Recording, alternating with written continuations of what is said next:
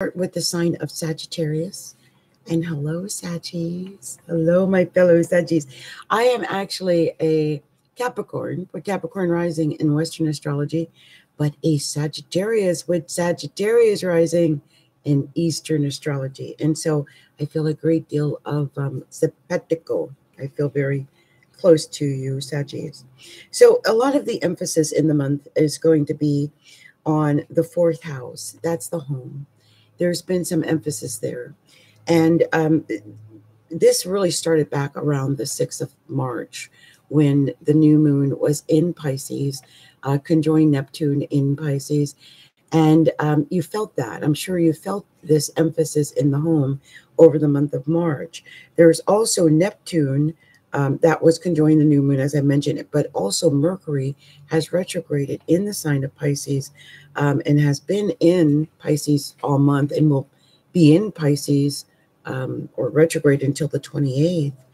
And so a lot of that confusion that you might feel in your home life is going to probably hang around until the 28th. And so I don't know how it's affecting you personally, Saggy, but I can tell you my own personal Saggy story so that you can see if something similar is happening with you. So every year, you have to do your leases. And I'm in an apartment and I live in Seattle, which is one of the most horrendous rental places in the nation right now. And I am in a situation where I have not renewed my lease. It's now in the middle of March. I have, I think, until the 1st to actually, I'm afraid because if he doesn't renew it by the 1st, then that means I have 10 days to vacate. Where would I go? Now, it doesn't mean that he's going to do that, but it's because he's already said to me that he's going to raise the rent $50, and therefore, I think I'm okay. But it's just the nebulousness of it and not knowing when it's going to be signed and when it's all going to be taken care of. And that's the kind of vibe that you're getting. A renewal, rewrite of a lease is very Mercury retrograde. So it's probably best not to sign it until after the retrograde. Okay.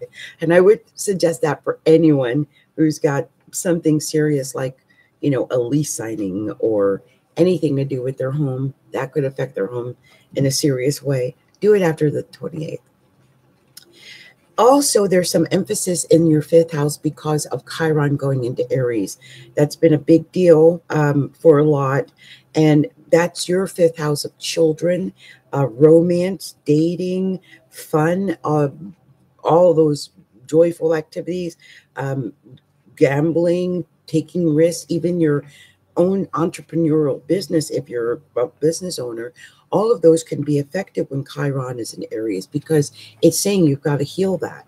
So if you have children, it could be healing your relationship with your children. If you've got issues with your partnerships or your love affairs or marriage, I wouldn't say marriage so much, but it could indicate that. So I would take this time to heal that area because Chiron is there healing those wounds and making the hurt go away, healing the wounds and making the old pain and tears go away. So take this opportunity to make those tears go away. On the 20th, the sun's going to be there as well in Aries in your 5th house. And the only issue with that is that same day on the 20th, the moon's going to be opposing your 5th house from the 11th.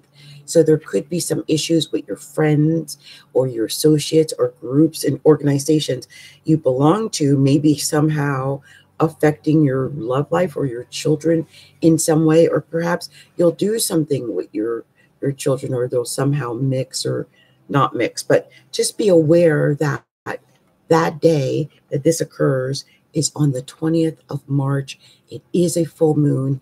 It is going to affect your friendships and also your romance. So that is the area of emphasis for most Saggies, okay? Regardless of what you have in your actual natal chart. Okay, remember that. Some other emphasis for the month is in the sixth house of work. Work has been highlighted and will be highlighted for quite some time. You may find that over the course of the next 6 or 7 years, that your work life and your health are going to make some dramatic changes, hopefully for the better and not for the worse. And this is because Uranus is in the sixth house of health and work. And so it's indicating that there is change afoot in that area for you. Mars is there during the month of March, so it's putting a lot of focus and activity and emphasis there.